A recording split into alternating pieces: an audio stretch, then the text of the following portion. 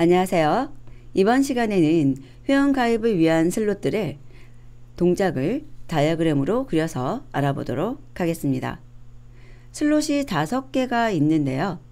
그 중에서 4개의 슬롯은 라인 에디트에 관한 것이고, 이것은 사용자가 입력한 정보에 대해서 올바르게 입력했는지를 살펴보는 것입니다. 그리고 슬롯 멤버십이라고 하는 것은 버튼이에요. 푸시 버튼이어서 클릭을 통해서 명령을 받는 것입니다. 그래서 이 버튼 같은 경우는 제가 4가지 정보가 모두 다 올바를 때 활성화되고 그 외에는 비활성화되는 동작으로 구현을 해 놓을 예정입니다. 그래서 여기에 보시면은 입력된 정보를 저장하고 나서 그 정보가 모두 유효한 경우 회원가입 버튼을 활성화시킬 거예요. 그리고 하나라도 유효하지 않은 경우에는 비활성화를 시킬 겁니다. 그리고 활성화된 경우에 이 버튼을 클릭할 수 있는 거죠. 자, 그러면 체크 네임이라고 하는 것부터 보도록 하겠습니다. 이름은 글자 수에 대해서 2글자에서 20글자까지 라는 제한이 있습니다. 그래서 길이 확인을 하고 그 조건에 맞으면 유효한 입력 정보로 저장이 되는 것이고, 회원가입 버튼이 활성화 또는 비활성화 되도록 하는 겁니다. 지금 이름 하나만 입력받았다고 생각하시면 안 되고요. 지금 4개가 모두 다 입력된 상태일 수 있다라고 가정하셔야 돼요. 왜냐하면 여기 입력 정보로 들어오는 것이 체크 네임, 체크 아이디, 체크 패스워드 1, 그 다음에 체크 패스워드 2에서 모두 들어오거든요. 그래서 입력 정보가 저장된 후에는 반드시 활성화 또는 비활성화에 대한 그 상태를 확인하고 세팅이 돼야 된다는 거예요. 지금은 GUI 환경으로서 사용자가 이름, 아이디, 패스워드 1, 패스워드 2 순서로 입력을 하는 것이 아니라 순서를 마구 변경할 수 있다는 거죠. 그래서 마지막으로 이름이 입력될 수도 있다는 것을 의미합니다. 자, 그리고 만약에 길이 확인을 했는데 그 길이 확인 결과 범위 바깥이에요. 그러면 오류 메시지를 표시해 주고요. 그 다음 패스워드 1, 2에 동일한 오류를 확인하는 경우였다면 패스워드 2에 대해서 내용을 삭제하고 회원가입 버튼의 활성화 또는 비활성화에 대한 상태를 변경하고요. 그것이 아니라면 바로 회원가입 버튼의 활성화, 비활성화 상태를 변경하는 동작을 하려고 합니다. 이 말은 무엇이냐면 이 체크 네임부터 체크 패스워드 1까지는 길이 확인을 하게 되는데, 물론 동일 아이디라든지 문자 종류 확인도 들어가고요. 그런 오류가 있을 때는 내용을 삭제하지 않고 다시 입력을 받겠다는 거고요.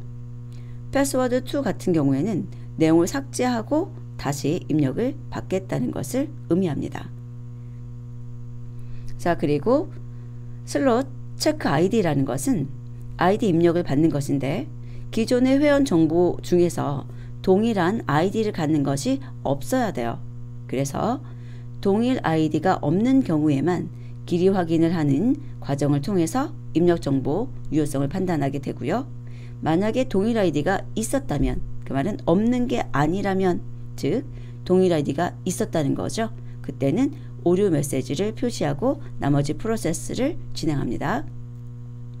그리고 체크 패스워드 1 같은 경우에는 암호로서 영문자, 숫자, 특수문자가 골고루 사용이 돼야 돼요. 그래서 문자 종류의 확인을 하고 그 뒤에 길이 확인부터 다음 프로세스 가는 것이고요. 만약에 문자 종류를 확인했는데 골고루 사용되지 않은 경우는 오류 메시지 표시하고 또 나머지 프로세스 진행하는 겁니다.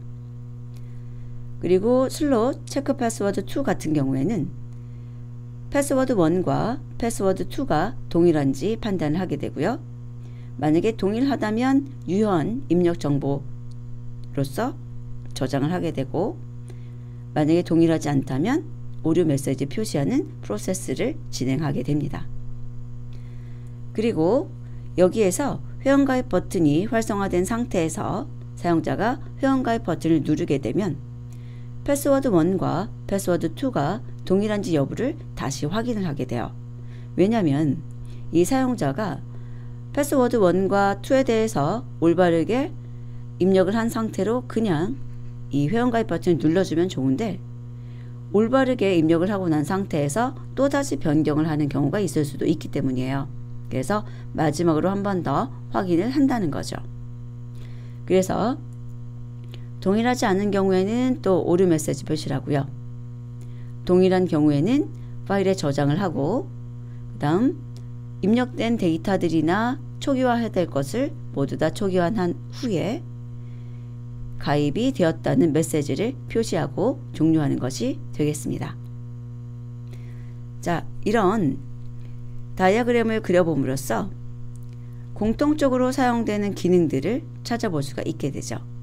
그래서 그런 기능들에 대해서는 하나로 통합해서 별도의 메서드로 제공할 수 있게 되는 장점을 갖게 됩니다.